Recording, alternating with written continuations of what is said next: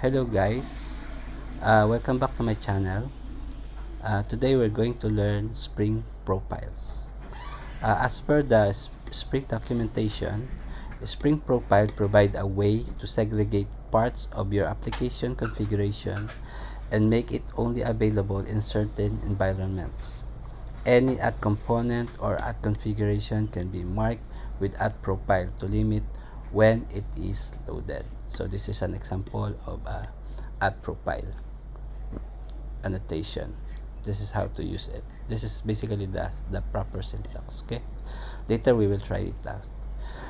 In the normal Spring way, you can use a spring.profiles.active environment property to specify which profiles are active.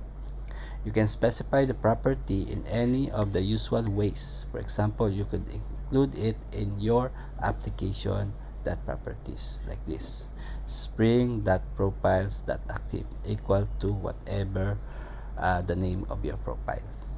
Okay, let me show you how let me show you the result when we basically let's try it in our Spring Boot application and see the results. Okay, for example, here in my Spring Boot I created the application properties. This one is the main application properties.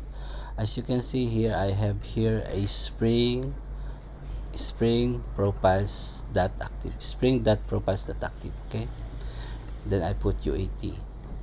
Then here I have another I have another application properties for production and another one for UAT. Okay, so for UAT, this is the name of my DB data. This is the name of my database. For production, this is the name of my database. Okay, so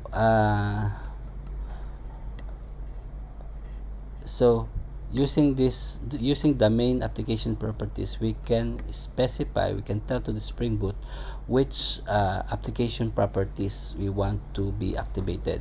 We can choose whether we want UAT or production. So in our example here, I choose UAT. Okay, so let's run this. I have a simple endpoint here to test our application properties. Okay, so here currently we activate the UAT properties by specifying this. So spring profiles.active is equal to UAT. It means this one will be activated. So the value of our DB name is UATDB. Okay, so when we fetch the value of this property, we will get UATDB. Okay, let's verify that concept. So we get the property. Okay, we store it in this variable, then we display it. So when I run this, let's run this, I should be getting this value, UATDB, right? So let's test this out. Oh, I already have here. Okay, anyway, let's run it again. So the port is let me verify before I run. Port is 8080. Okay, and the endpoint is test. So when I hit this endpoint, we should be getting the value of this db.name. This one, this variable db name is linked to this db.name property. Okay, db.name property is coming from this endpoint. This application properties, and again we activated these application properties by specifying this line, spring.properties.active equal to UAT. Okay, so we expect this value. Let's try this out and see the result. All right, see, Now let's try the different environment. For this time, let's try the production environment. Okay, so we only need to change this from UAT, we change to prod. Alright, then let's restart our application. Okay, so now since we changed it from UAT to prod, the active profile this time it will be this one. So if I hit the endpoint again, we expect this value, production db. Okay, let's try this out. Alright, production db. Okay, so for activating the Spring profile, that's it. Next, let me show you how to use the at profile annotation, this one. By using this profile, as mentioned in the documentation, we can choose which configuration we want to load. Okay, so this one I have example here.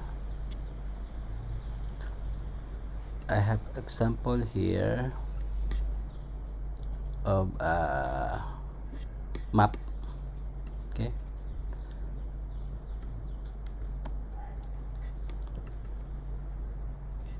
this map will return this value, and for UAT it will return a map with this value, key pair entry. Okay, so yeah, basically we define two bins. One is for production environment, the other one is for UAT environment. The name of the bin is the same, my map. Okay, but the value is different. For production, of course, we put the production value. For UAT, we put user acceptance test. Okay, so now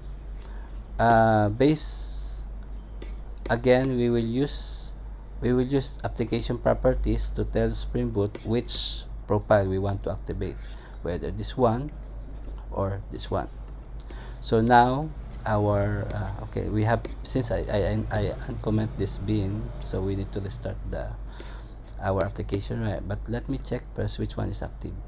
So now the active profile is production prod. Okay, prod, so this one is active. Okay, so let me restart. Since prod is, let me restart. Since the active map is this one, that this map will be loaded. Okay, but then again I think we need to change our endpoint, since we want to test the map. But let's see this one.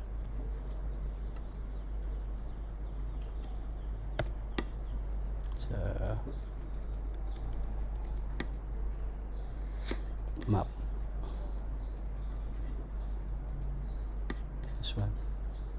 Okay, okay. So now we are injecting, we ask Spring framework to inject the value of map to this variable. Okay, then after injecting the value of the map to this variable, we display it, display the map. Okay, okay, then the value of this map will be coming from this. Basically this is the value of the map, this object. Okay, now as you can see in our configuration, we have two bins with the same name, because one bin is for production environment, the other bin is for UAT environment. Now again, we tell the application, we tell to Spring Boot we want production environment to be activated. That's why we specify this spring profiles.active prod. Okay, so this, by specifying that line in the application properties, we are telling Spring Boot this will be the active, this bin will be loaded. Okay, let me try that one. Let me test it. So now this time, if I hit the same endpoint, we will display the content of the map containing this one, key production. Okay, let me verify. All right. Oh, no, sorry, I think we need to restart again, because remember we changed this time. Previously we are displaying the DB name now, right? But this time we displayed the map. So let's restart it.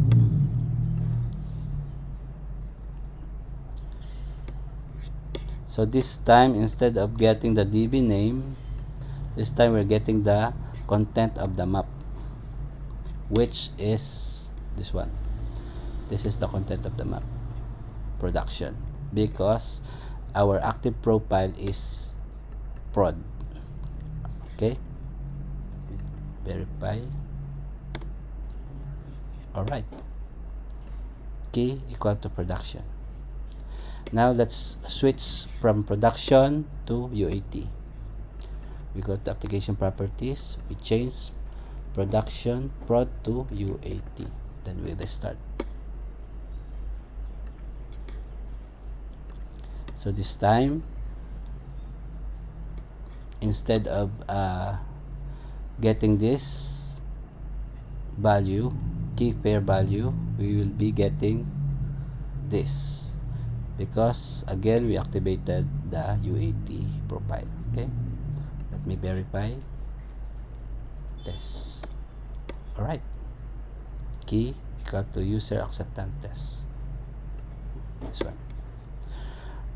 Okay, then this instead, actually there is another way. As I show you just now, we use at profile, right, to choose which configuration or which bin we want to load, which environment basically.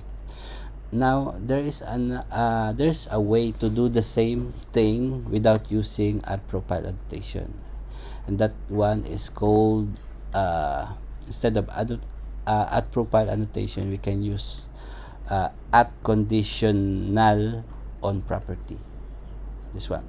So let me try this. Let's try this one. So this one,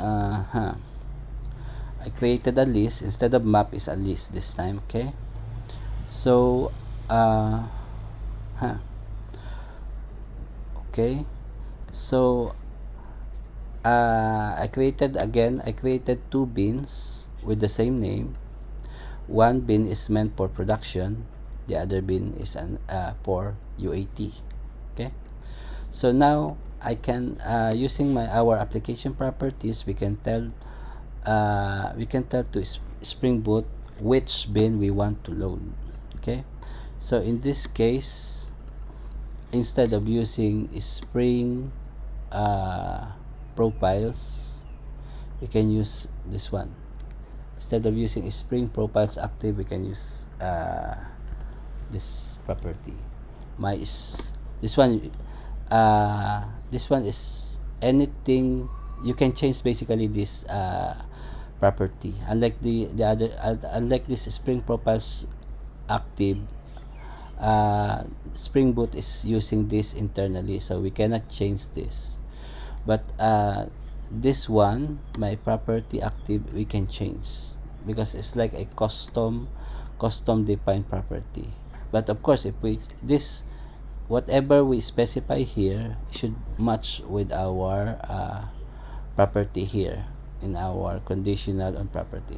It should match here. Okay, so let's go back again to our custom defined property, which is my property dot active. So my dot property dot active is UAT, right? So here, remember na name, my dot property dot active. So the prefix here is this one, my dot property, and the name is this one, active. That's why in our add conditional on property, the prefix is my dot property and the name is equal to active. Then the value is whatever the name of your environment. Okay, so again here, the value of our property is UAT.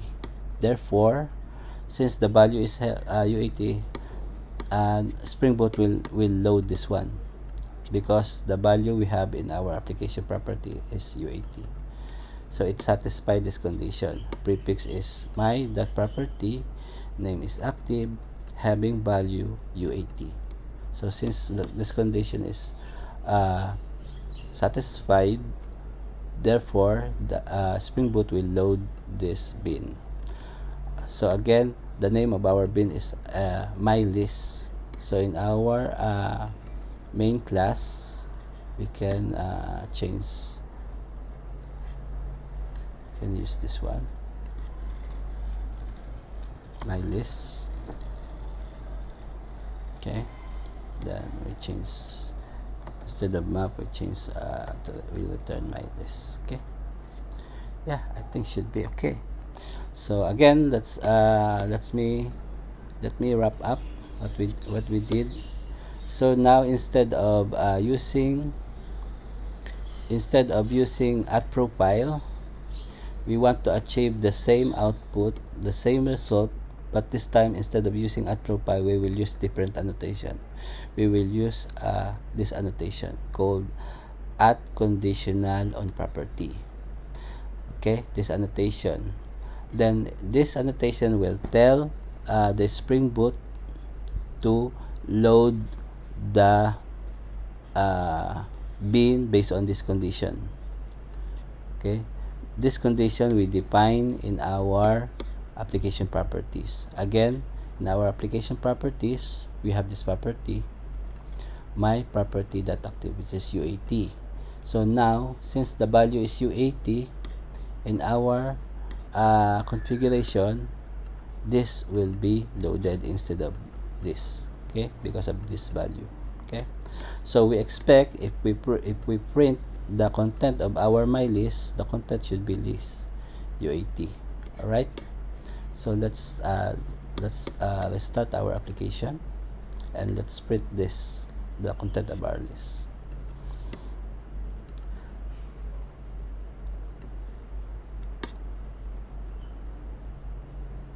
Oh, we get some error. I know. We can since we don't use the other bin, let's comment them out. Okay, we only want this list.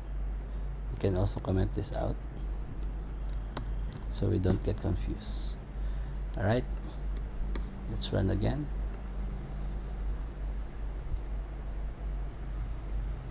All right, so again, the Spring Boot will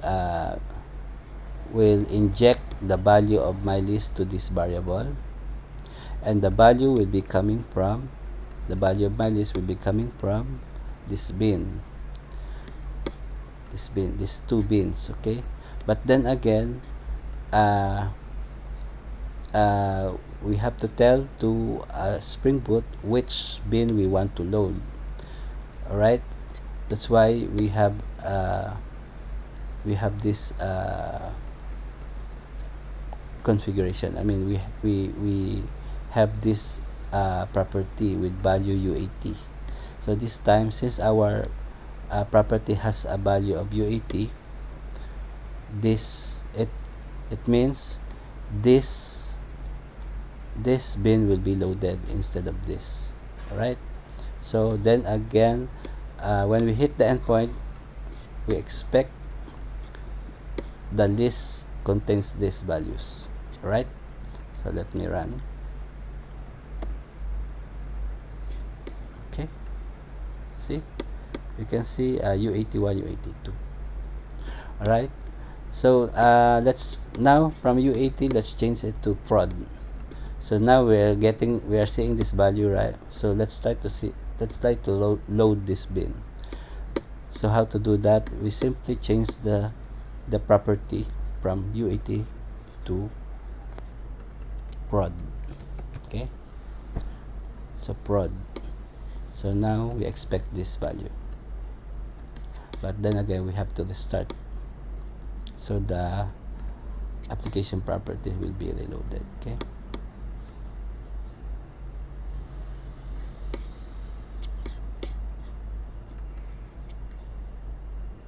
okay, let's try it out. All right, so there we go, we get the production values, production 1, production 2. Okay, yeah, so I think that's all, guys, for Spring Profiles. I hope you find this useful. Happy learning. I'll see you again next time. Thank you very much for watching this video. Bye bye.